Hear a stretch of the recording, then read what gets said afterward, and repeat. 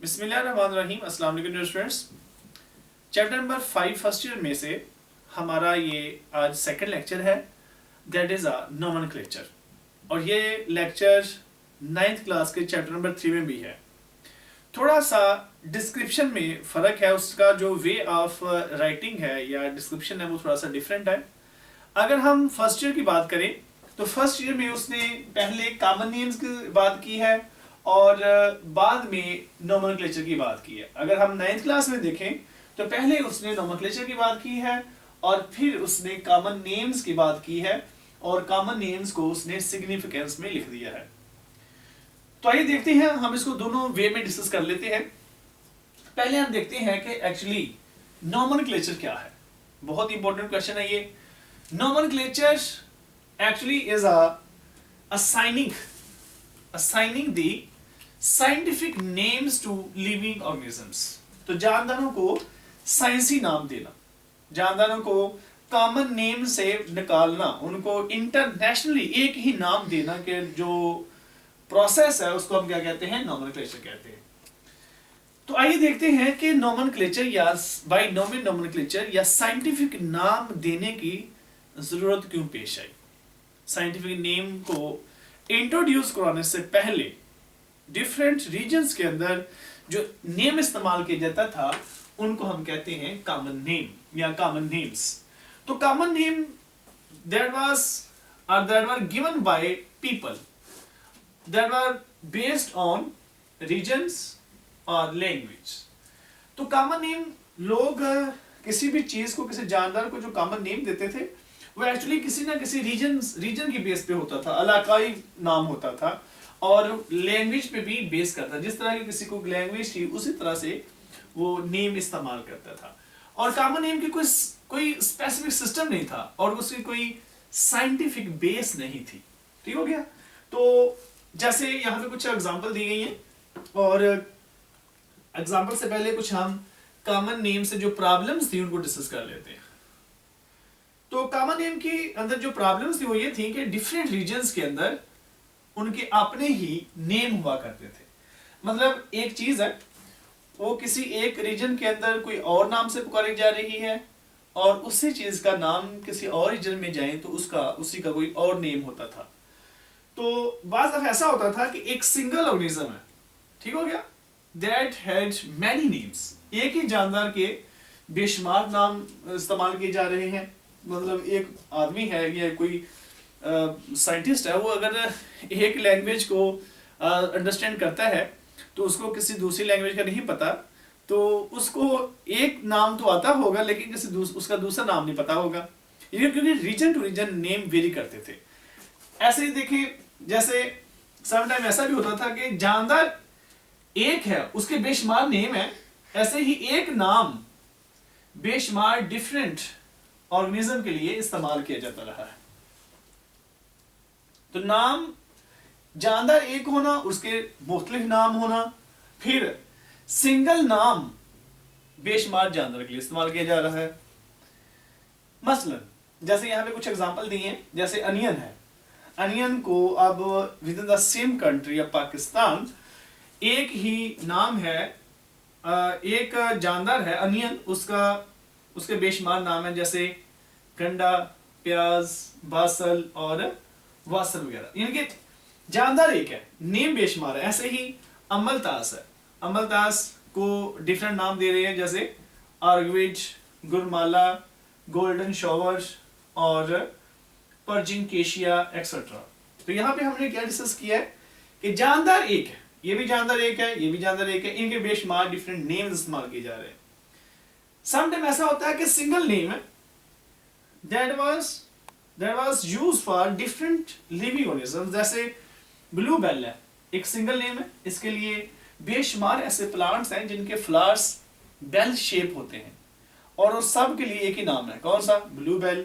ऐसे ही बेशुमार ऐसे बर्ड्स हैं जिनका कलर ब्लैक है, उनको ब्लैक बर्ड कह देते हैं। क्रो है, जैसे रेवन है, जैसे स्टारलिंग है, एक बर्ड है।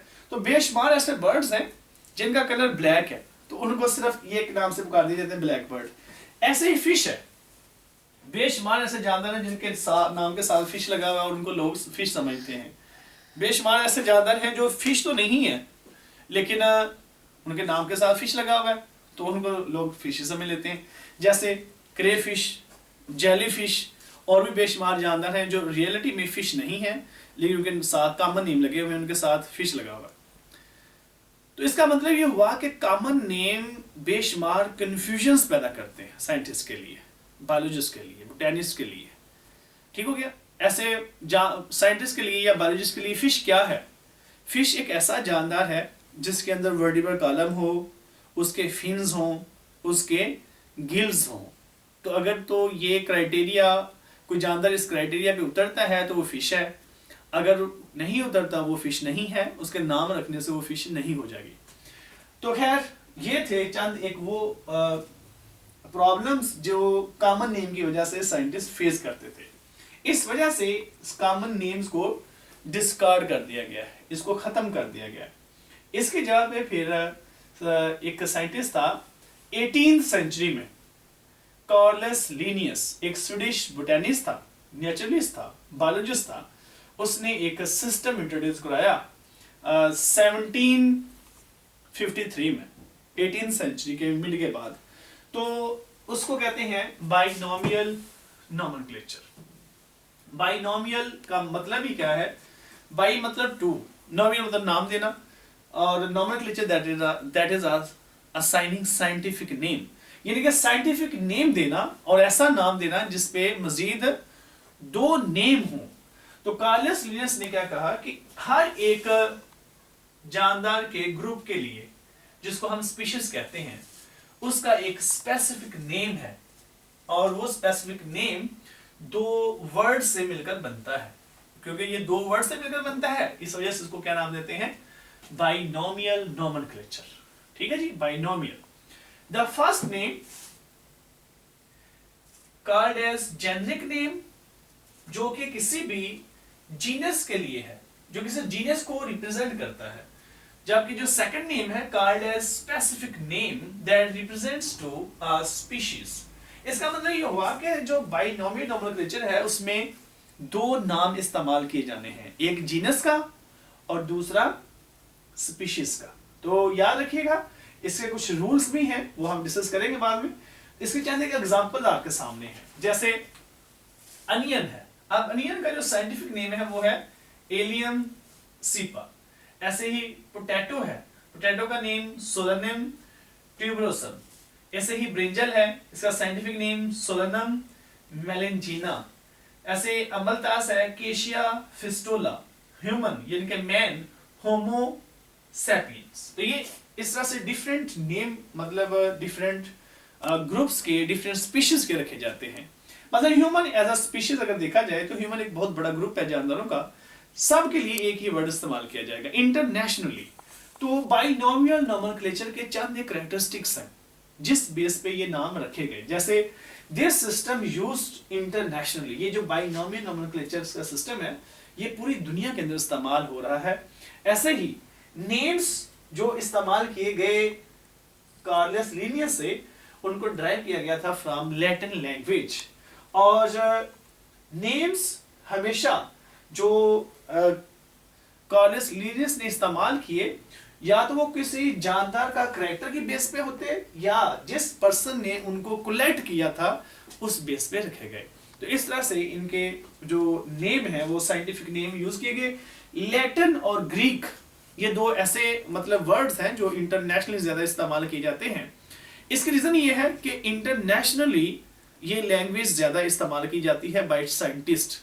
और दूसरा ये कि ये जो लैटिन और ग्रीक वर्ड ऐसे वर्ड होते हैं जो अपने मीनिंग चेंज नहीं करते, जो सदियों गुजरने के बाद भी अपने ओरिजिनल मीनिंग मतलब रिटेन रखते हैं। इस वजह से साइंटिस्ट इन वर्ड्स में से ज्यादा वर्ड इस्तेमाल करते हैं, इनमें से ड्राइव करते हैं for using in biology subject. तो इस वजह से ये ग्रीक और लैटिन वर्ड को इस्तेमाल किया जाता है। तो डियर स्टूडेंट्स, बाइनोमियल नोमेनक्लेचर के चंद एक रूल्स हैं। मसलन रूल नंबर 1, जब भी हमने किसी जानदार का साइंटिफिक नेम लिखना है उसमें हमने स्पीशीज और जीनस को अलग अलग लिखना है। जो जीनस होगी उसका पहला वर्ड हमेशा कैपिटल होगा, यानी कि अल्फाबेट में अगर देखा जाए तो जो जीनस है उसका पहला जो अल्फाबेट है वो बड़ा होगा, जबकि स्पीशीज में ऐसा नहीं होगा। स्पीशीज को हम स्मॉल लेटर में लिखते हैं, लेकिन जीनस का हमेशा पहला जो डिजिट है जो अल्फाबेट है वो हमेशा कैपिटल होगा। क्लियर?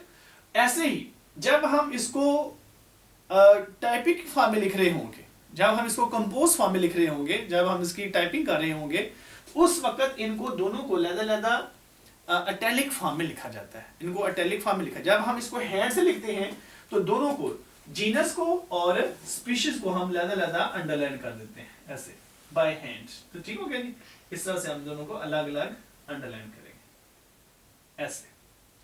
फिर रूल नंबर 3, सपोज दैट कि आपने कोई एक ऐसे लिखना है किसी चीज के ऊपर, या कोई आप पेपर लिख रहे हैं, तो उसके अंदर फर्ज करें एक साइंटिफिक नेम बार बार आ रहा है। जैसे फर्ज करें ये एलियन सिपाही है, एलियन सिपा बार बार आपने वर्ड यूज करना है, तो आप जब पहली दफा एलियन सिपा लिखेंगे तो इसका पूरा नेम लिखेंगे।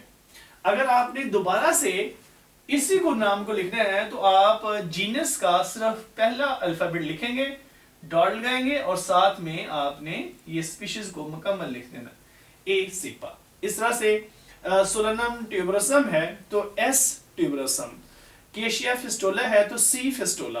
तो जब एक वर्ड बार बार इस्तेमाल होगा तो क्या करेंगे आप, सिर्फ और सिर्फ जीनस का आप पहला अल्फाबेट इस्तेमाल करेंगे। ठीक हो गया?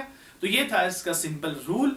इसकी सिग्निफिकेंस आपकी 9th क्लास की बुक में उसने ये सारा का सारा पहले जिक्र कर दिया है, और ये इसमें इसको बाद में डिस्कस किया है। फर्स्ट ईयर में ये पहले डिस्कस किया गया है, उसको बाद में डिस्कस किया गया है फर्स्ट ईयर में, और 9th में पहले नोमेनक्लेचर डिस्कस किया गया है, फिर उसकी ये बाद में लिखा गया है सिग्निफिकेंस में। तो इसके सिग्निफिकेंस सबसे बड़ी यही है कि बाइनोमियल नोमेनक्लेचर की वजह से, कॉमन नेम की वजह से जो कन्फ्यूजन थी वो खत्म हो गई, क्योंकि इंटरनेशनली ये नाम इस्तेमाल किए जा रहे हैं। कार्लस लिनियस ने 1753 में सबसे पहले प्लांट्स की साइंटिफिक नेम की एक लिस्ट पेश की। उसके 5 साल बाद इनके 1758 में उसने एनिमल की एक साइंटिफिक नेम की बहुत बड़ी लिस्ट पेश की, और इस तरह से ये नेम इंटरनेशनली मकबूल हो गए। तो डियर स्टूडेंट्स, ये था आज का लेक्चर। इसको बड़े ध्यान से सुना करें, और जितने भी लेक्चर आपके पास हों उसको साथ साथ में मेमोराइज करते जाएं, और ये इन्फॉर्मेशन दूसरों तक भी लाजमी पहुंचाएं। अब ये आपकी ड्यूटी है कि उन लोगों तक पहुंचाएं जिनके पास कोई सोर्स नहीं है। तो इन दिनों के अंदर स्टडी बहुत ज़्यादा इंपॉर्टेंट है। आपका सिलेबस भी फर्स्ट ईयर का काफ़ी ज़्यादा है, तो इसको कवर करते जाएं साथ साथ, ताकि बाद में आपको प्रॉब्लम ना हो। अपना बहुत ख्याल रखिएगा। अल्लाह हाफिज़।